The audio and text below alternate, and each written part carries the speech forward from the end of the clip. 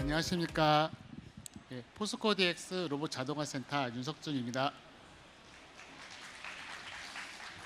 예, 오늘 여기서 좀 제가 말씀드리려고 하는 거는 최근에 이제 제조업 같은 경우에는 조금 더 지능화되고 어떻게 보면은 옛날보다 많이 효율적으로 지금 발전을 하고 있습니다. 그 상황에서 로봇이 어떻게 적용되고 발전하고 있는가를 포스코 그룹에서의 사례를 중심으로 좀 설명을 드리도록 하겠습니다.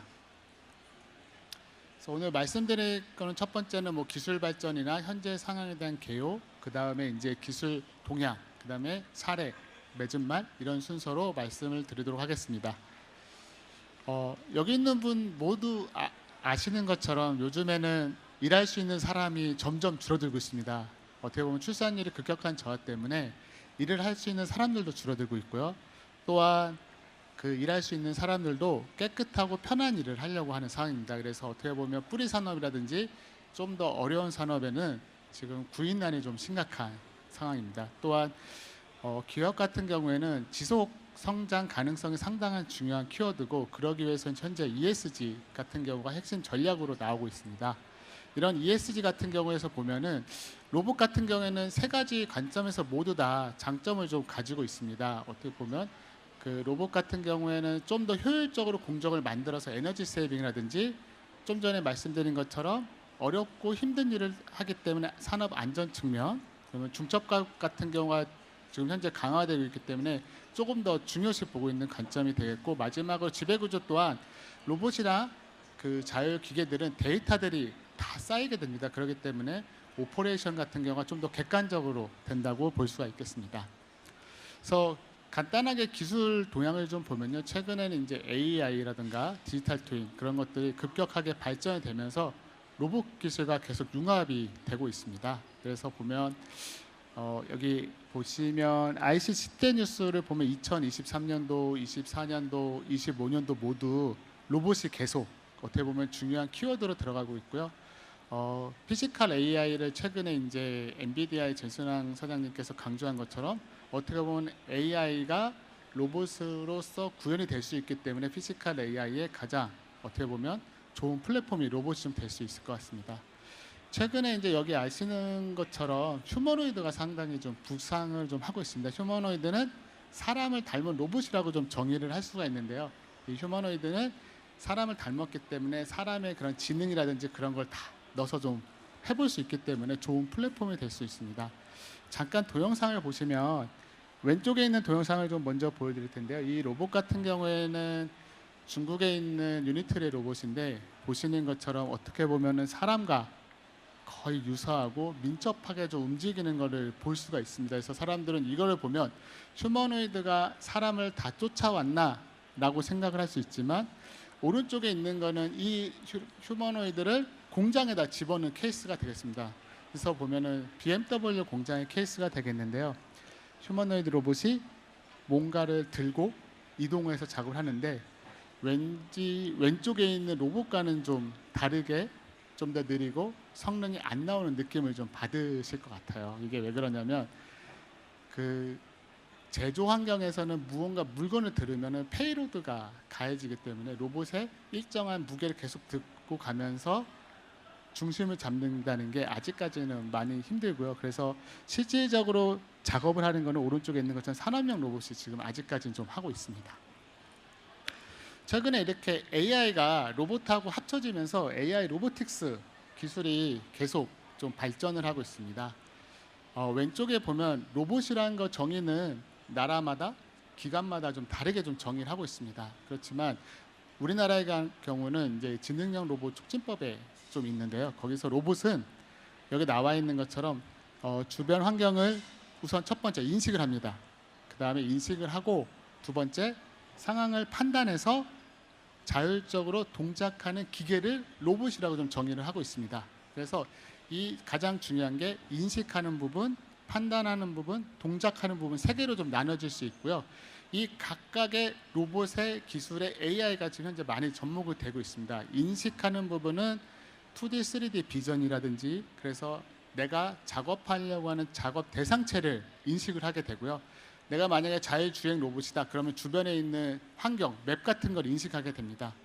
그리고 판단은 어떻게 내가 주어진 작업을 어떤 순서로 할 것인가, 태스크 플래닝이 되어 있고요. 또한 그걸 바탕으로 모션이나 패스를 어떻게 만들어낼지에 대한 그런 플래닝이 되어 있고, 마지막으로 동작은 모터를 실제적으로 제어해서 뭐 어떤 모션을 만든다든지 아니면 오른쪽 위에 있는 것처럼 어떤 로봇의 감정을 표현한다든지 이런 거를 표현해서 이제 동작, 모션이라고 하고 있습니다. 근데 최근에는 많이 들어보셨을 것 같은데 로봇 파운데이션 모델 얘가 많이 나옵니다. 이거는 엔드 투 엔드로 센서 입력부터 어떻게 보면 출력까지를 다 학습을 해서 하겠다라는 그런 방식이 되어 있고요. 이게 최근에는 많이 개발되고 있고 연구되고 있는 분야입니다. 그래서 VLA라고 이제 얘기를 짓는데, 보시면 V는 아까 말씀드렸던 인지에 대한 부분, 그다음 L은 랭귀지인데, 이거는 왜 랭귀지가 이렇게 됐냐면 사람이 말로 명령을 주면 그거를 LLM으로 그 말을 이해하고 태스크를 나눠서 플래닝 한다고 해서 이제 L이 이제 판단 부분에 들어가고요.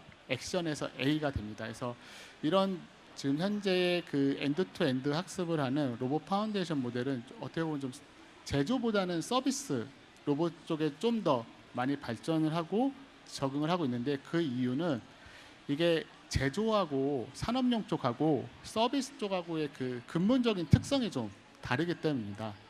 개인 서비스는 제너럴 인텔리전스를 좀 추구하는 측면이 있습니다. 그러나 산업용은 다 잘할 필요 없고 주어진 일만 잘하면 됩니다. 그렇기 때문에 도메인 스페시픽 인텔리전스가 필요한 거고요.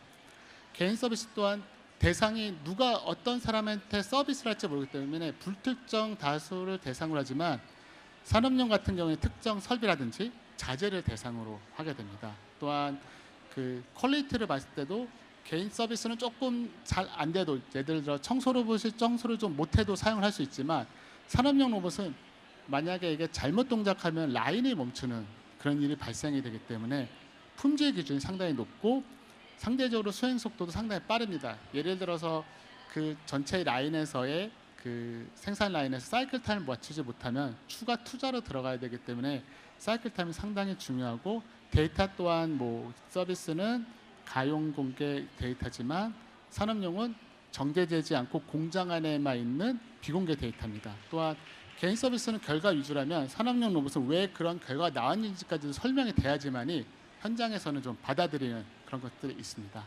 그래서 요 말씀드린 그 산업용 서비스, 그러니까 산업용 로봇에 봤을 때 관점으로서 지금 현재 기술 개발이 어떻게 되고 있냐라 보면은 요거 제가 보기엔 세 가지 방향인 것 같습니다. 첫 번째로는 인식 기반으로 비정형 작업 자동화입니다. 이건 퍼셉션 AI가 들어간데요. 예를 들어서 로봇에다가 2D, 3D 비전을 달아서 눈을 달아주는 방법, 그 다음에 포스토크 센서나 촉각 센서를 달아서 사람처럼 그 현재 무엇과 부딪히고 있는지를 알 수 있는 그런 게 되어 있고요. 이렇게 되면은 로봇 자체가 점점 똑똑해진다라고 좀 보시면 될 것 같습니다. 그러니까 이제 두 번째는 뭐냐?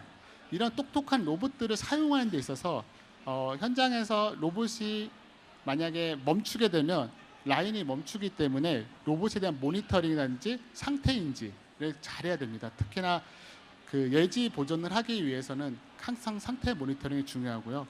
모바일 로봇 같은 경우는 똑같은 로봇을 가지고 물류 이송을 할 때 얼마나 얘를 잘 사용하냐에 따라서 물 효율이 달라집니다. 그렇기 때문에 두 번째는 이런 로봇들을 많이 사용할 때 얼마나 로봇들을 똑똑하게 활용할 수 있느냐 차원되어 있고요. 세 번째로는 이제 디지털 트윈이나 피지컬 AI로 일단은 설계하고 검증하는 방향입니다. 이런 걸 개발하는데 예를 들어서 그냥 처음부터 현장에 가가지고 설계하고 막 적용할 수 있겠지만, 그게 아니라 뒤에도 설명드리겠지만 시뮬레이션하고 그걸 바탕으로 가상 시운전까지 하면 현장에서의 그런 적용 시간이 상당히 단축되는 방향이 있습니다. 그래서 요 세 가지 방향으로 제가 좀 설명을 드릴 거고요. 뒤에서부터는 이제 포스코 그룹에서의 것들을 좀 설명하면서 말씀드리도록 하겠습니다. 첫 번째로는 인식 기반의 비정형 작업 자동화가 되겠습니다. 그래서 퍼셉션 AI 쪽이라 보시면 될 것 같고요. 기존의 2D, 3D 비전에 컴퓨터 비전이라든지 딥러닝을 합쳐서 이제 비정형 로봇 작업이 어떻게 자동화되느냐에 대한 부분이고, 이건 첫 번째로는 작업 대상을 인식을 하는 겁니다. 그래서 맨 왼쪽에 있는 거 보면 제철소에 가보면 이렇게 샘물을 담는 용기 같은 게 있어요. 근데 상당히 큽니다. 그럼 이게 움직이면서 작업을 하는데 딱 일정 위치로 딱 서주면 좋은데 워낙 무겁기 때문에 위치가 변동이 됩니다. 그럴 때는 저희가 여기 나와 있는 것처럼 로봇 스캐닝하는 로봇으로 스캐닝을 하고 로봇 작업하는 로봇으로 위치를 잡아서 오른쪽 아래에 있는 것처럼 딱 위치에 가서 로봇이 작업하게 돼서 이렇게 좀 어렵고 힘든 작업에서 로봇이 자동화가 되는 거고요. 그래서 요거는 리지드 바디에 대한 인식이었다면 오른쪽은 리지드 바디가 아니라 이제 작업 영역을 어떻게 효율적으로 할까에 대한 부분인데 도금을 하거든요. 철판을 도금을 하는데 도금을 하다 보면 그 드로스 팟이라고 아연이 있는 데서 이렇게 쭉 지나가면서 도금이 되는데 부유물들이 생깁니다. 근데 이 부유물들이 도금의 그런 품질에 영향을 주기 때문에 이 부유물들을 계속 퍼내야 되는 그런 로봇이 되는데요. 그렇게 이때 어떻게 퍼내냐? 계속 무작정 퍼내는 건 아니고요. 비전으로 그 드로스 팟의 상태를 좀 보고요. 여기서 부유물들이 제일 많은 데가 어딘지를 인지를 해서 그 동영상에 나오는 것처럼 로봇이 계속 긁어내는 작업이 되겠습니다. 여기는 상당히 고온의 작업이기 때문에 사람이 하기에는 되게 어렵고 힘든 작업인데 로봇이 들어가서 사람에 대한 작업을 해줬기 때문에 환경 안전이나 그런 측면에 상당히 도움이 됐다고 보시면 될 것 같습니다. 두 번째로는 앞에는 어떻게 보면 작업 대상체를 인식했다면 여기서는 이제 작업 환경을 인식하는 겁니다. 요 왼쪽에 있는 거는 그 턴디시라고 하는데 이제 내화물을 이렇게 쭉 코팅을 하신다고 보면 되는데 원래는 사람이 이게 코팅을 이렇게 하게 되거든요. 그래서 보면은 내화물들이 많이 파인 곳은 좀 더 코팅을 많이 해주고 적게 파인 것은 좀 덜 해야 됩니다. 그래서 거닝 작업이라고 하는데요. 이거를 제가 3D 카메라 인식해서 전체 턴디시에 대한 환경을 인식을 해서 이걸 바탕으로 로봇이 어떻게 코팅을 하면 되는지에 대한 경로 계획에 대한 부분이 되겠고요. 오른쪽에 대한 거는 뭐 많이 아시는 것처럼 자율주행 관점인데 포스코에 가시면 이제 코일 창구라는 곳이 있습니다. 코일 창구는 코일이 막 쌓여 있는데 코일이 움직임이 많기 때문에 맵이 고정되어 있다고 보기가 어려운 부분이 많이 있습니다. 그렇기 때문에 저희가 다채널 3D 라이더를 통해서 맵을 만들고 여기서 이제 이동하는 형태의 자율주행을 구현한 거라 보시면 될 것 같습니다. 그래서 여기는 작업 환경에 대한 인식을 좀 설명을 드렸고요. 이제 두 번째로는 로봇들을 여러 대 사용할 때 얼마나 효율적으로 사용한지를 보시면 될 것 같습니다. 그래서 로봇은 그 여러 라인 중에 딱 들어가기 때문에 로봇이 섰을 때 라인을 쓰는 그런 일이 발생이 됩니다. 이걸 다운타임이라고 하는데요. 이런 제로 다운타임을 위해서는 어떻게 되냐? 로봇 상태를 계속 인지하고 현재 얘가 얼마나 있으면 좀 흔히 말해서 좀 상태가 안 좋아질까? 그리고 지금 당장 어떤가라는 거를 좀 보여주는데요. 그래서 로봇에서 가장 중요한 거는 구동부입니다. 모터와 감속기를 포함하는 구동부. 그래서 구동부에 대한 이상 진단에 대한 기술이 되겠고요. 그래서 저희가 시범적으로 한 거는 여기 나와 있는 게 그 소둔 산세 라인이라고 해서 이제 철판을 계속 산세하면서 눌러주는 그런 라인인데요. 거기에 총 로봇이 설치되어 있는 곳이 4개소 정도가 있습니다. 그래서 4개소에 로봇이 현재 어떻게 작업하느냐를 모니터링하는 시스템이 되겠고요. 오른쪽 보면 이제 그 중에 하나가 이제 디밴딩 로봇인데 요거는 요 동영상에서 보이겠지만 철판이 이렇게 있으면 밴딩을 하게 됩니다. 그래서 밴딩을 한 거를 다시 끊어내는 작업이 되겠고 이게 사람이 하면 상당히 위험한 작업입니다. 텐션이 있기 때문에 끊는 순간 그 밴드가 튀거든요. 그래서 그런 부분을 막는 것이 되겠고요. 이 경우에는 그 로봇이 그 툴이 상당히 중요한데 툴의 정보까지 포함해서 현재 툴의 상태, 이게 유압 툴이기 때문에 유압에 대한 상태 온도, 그냥 로봇 자체에 대한 뭐 각속도, 각가속도를 포함한 온도, 토크 이걸 다 모니터링해주는 그런 시스템이라고 좀 보시면 될 것 같습니다. 그 다음에는 이제 이송하는 로봇입니다. HVAMR이라고 보시면 될 것 같은데 결국은 얼마나 얘를 잘 사용하느냐라고 좀 보시면 될 것 같아요. 그래서 이렇게 잘 사용하기 위해서는 첫 번째로는 자팔당을 잘해야 되고 경로 계획을 잘해야 되고 각각 이상 사항에 좀 대응을 해야 됩니다. 또한 그 공장에는 상해 시스템도 다루고 그 다음에 AGV 종류도 여러 개가 됩니다. 그래서 상하이 시스템에 좀 디펜던트하게 ACS, AGV 컨트롤 시스템 구성이 돼야 되고요. 여기에 있는 동영상은 지금 현재 저희가 구현한 ACS라고 보시면 될 것 같습니다. ACS 같은 경우는 여러 대 ACS를 AGV나 AMR을 동시에 제어하는 거가 되겠고요. 각각의 기능들을 보면은 현재 로봇들이 어디서 어떻게 움직이고 있는지에 대한 추적도 가능하고요.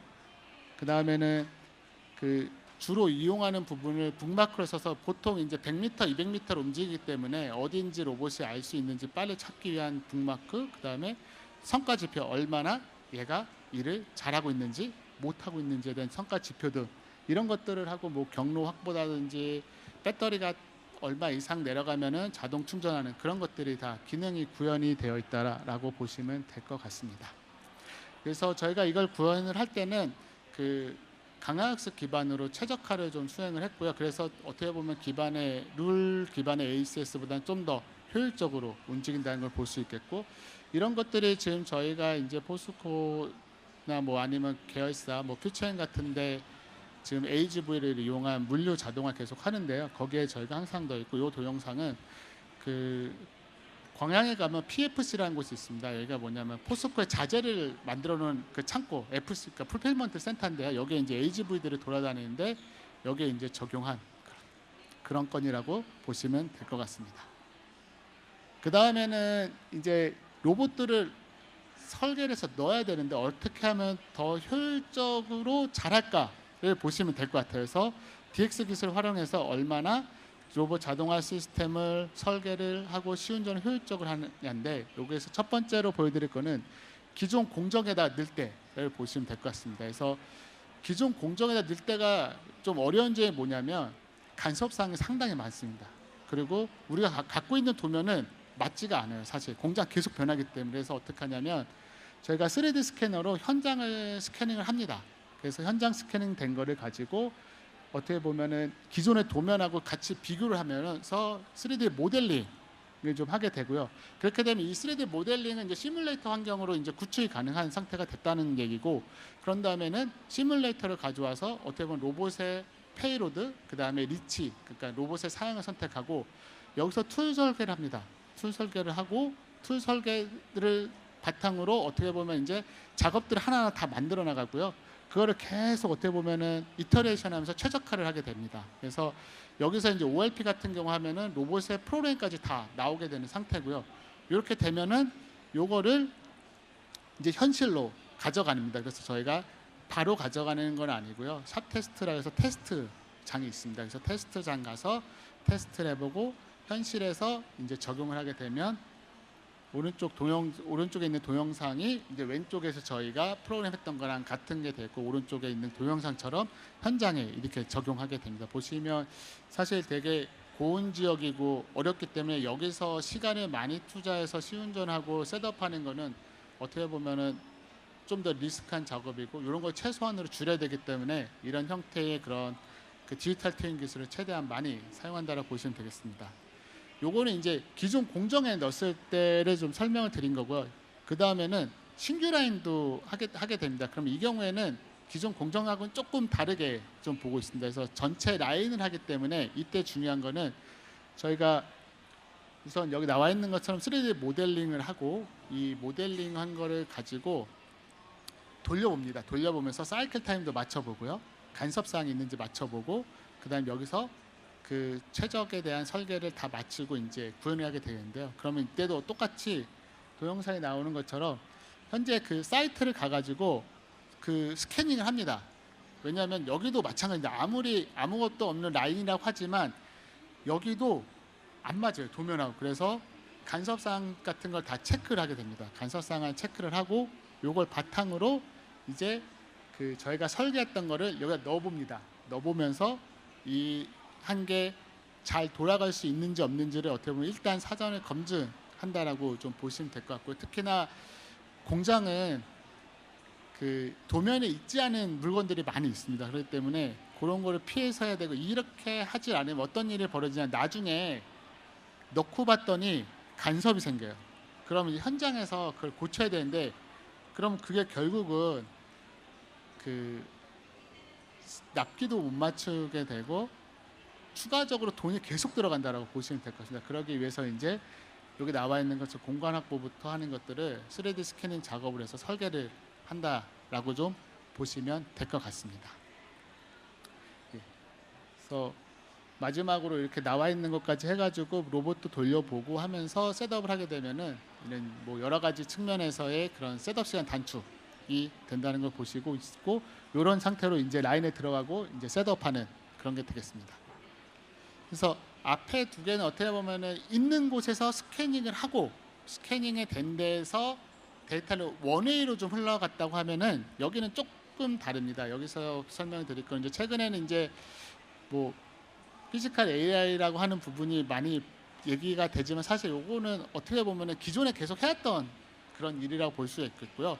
가장 중요한 거는, 여기서 봤을 때는 중요한 거는 우리가 피지컬 AI를 통해서 사전 검증 체계를 구축을 하고 있는데, 여기서는 센서를 모델링을 하고 요 모델링 것들을 바탕으로 AI 모델을 개발하고 여기서 피드백이 되는 걸 한 과정으로 계속 볼 수 있는 그런 형태가 좀 되겠습니다. 그래서 여기 나와 있는 거는 코일 이송을 하는 데 있어서 코일 그 크레인이라고 좀 볼 수가 있습니다. 크레인 같은 경우도 어떻게 보면 이게 로봇이냐 아니냐라는 막 여러 가지가 있겠지만, 앞에서 말씀드렸던 그 세 가지의 분류법에 따르면 광의의 로봇이라고 좀 포용이 될 수가 있겠고요. 그래서 센서 모델링을 한 다음에 이걸 가지고 가상환경에서 어떻게 보면 그 데이터를 처리를 하고 PLC를 움직이면서 그거에 따라서 로봇에 대한 피드백을 계속 받으면서 AI 모델을 개발하는 그런 사례가 되겠습니다.